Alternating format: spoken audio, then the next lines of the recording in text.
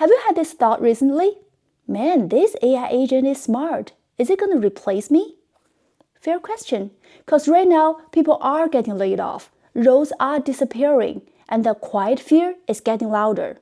But here's the part no one's really saying it out loud.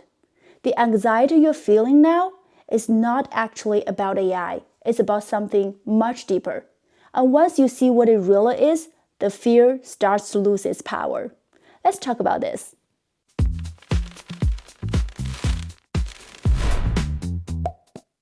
Welcome to Off Script. I'm your friend Erica. So today we're going to talk about AI anxiety. But to begin with, let's talk about reality first. In March 2026, just last month, AI was cited as the #1 reason for job cuts in the United States. AI #1. Not market conditions, not economy. Well, let's be honest, economy is not that good either, but even that is not comparable to the power of AI.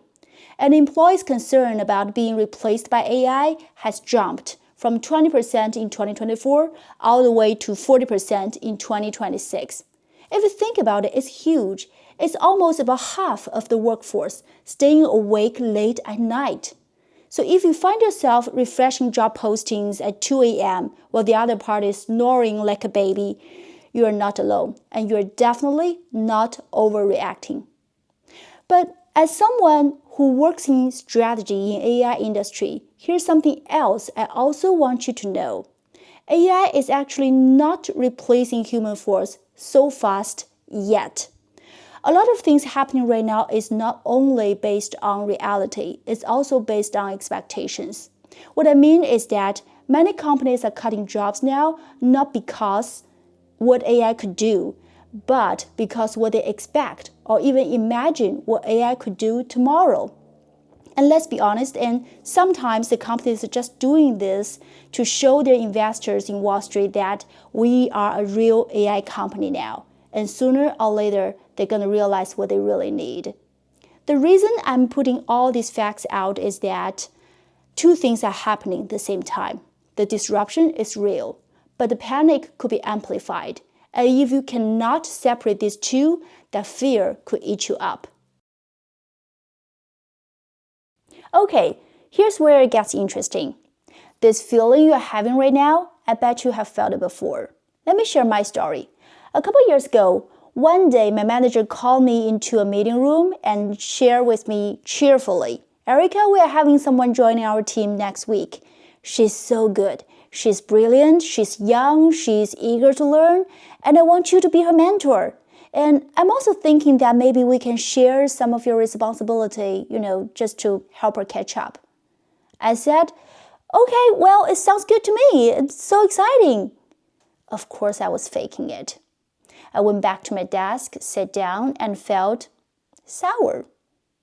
I'm going to be honest here because someone has to be. As a grown, well-educated, and confident woman, I still feel threatened by a young analyst who has not even started a day yet with my company. And that feeling just shows up kind of everywhere.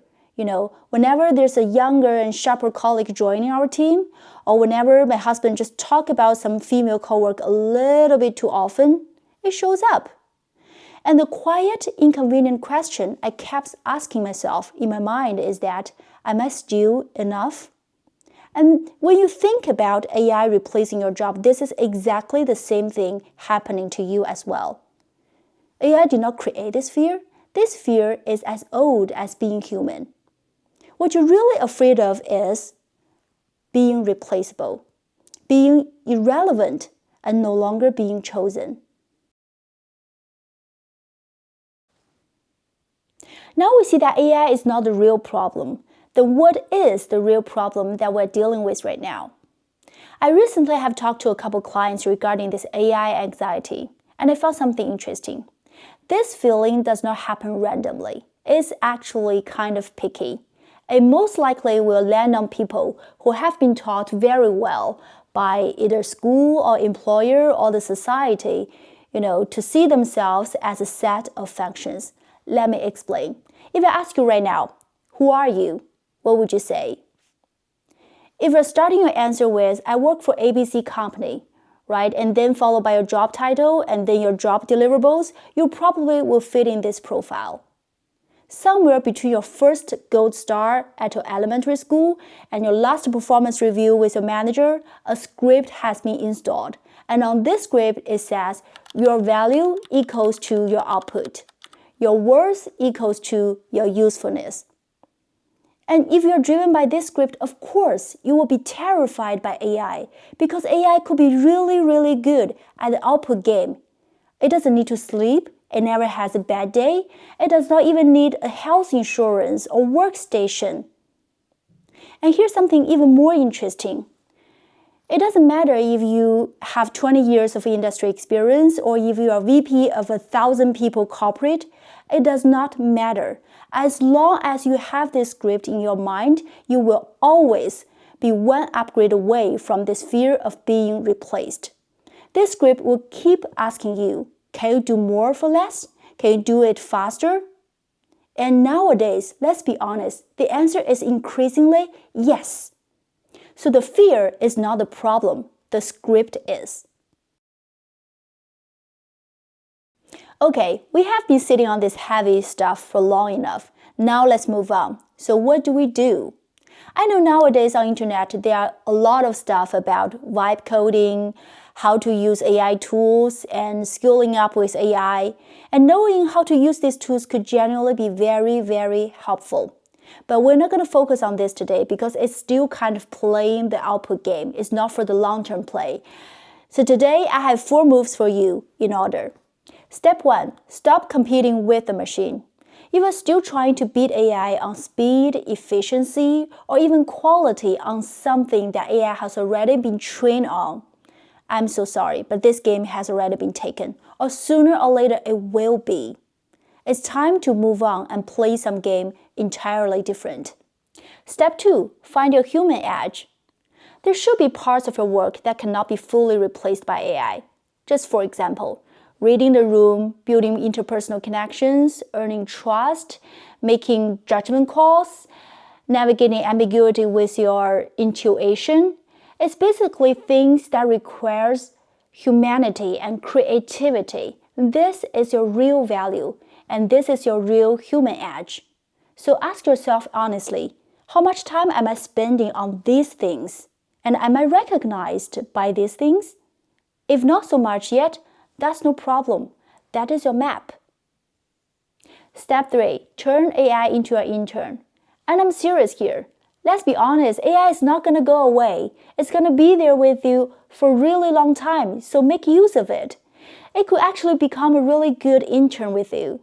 It never complains, it works hard and learns fast, it never gets tired, so there are plenty of stuff you can delegate to it, like having it make your meeting notes, doing repetitive works, so you get to focus on the real things to build your own human edge. Let me put it this way. Every hour you're spending on a task that a machine can do is 1 hour that you didn't spend on things that make you irreplaceable. Step 4, stop building your identity around your job. This is a long game, a difficult one, and honestly, the most important one.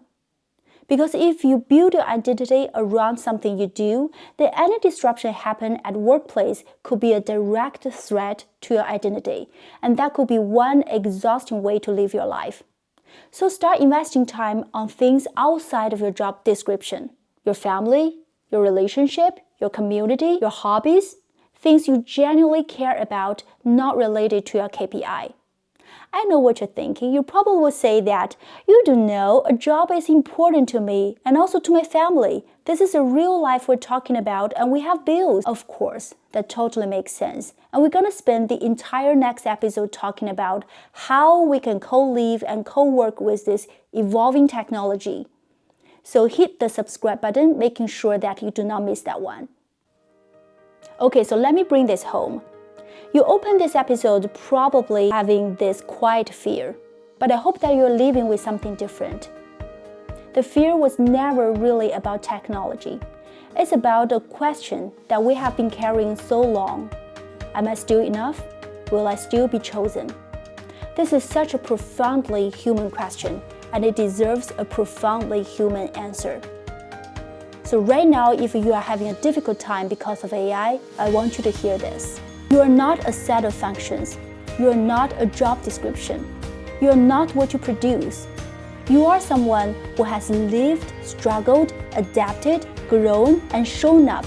And that is something no model can be trained on. The world is changing, yes.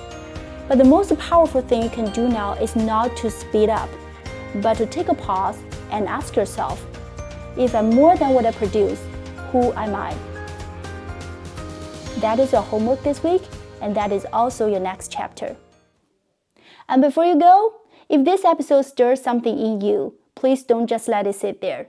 Subscribe, leave a comment, or share it with someone in your life that you think might need to hear this. It genuinely helps more people find this valuable conversation. Thank you for being here with me. I'm Erica. This is Off Script. See you next time.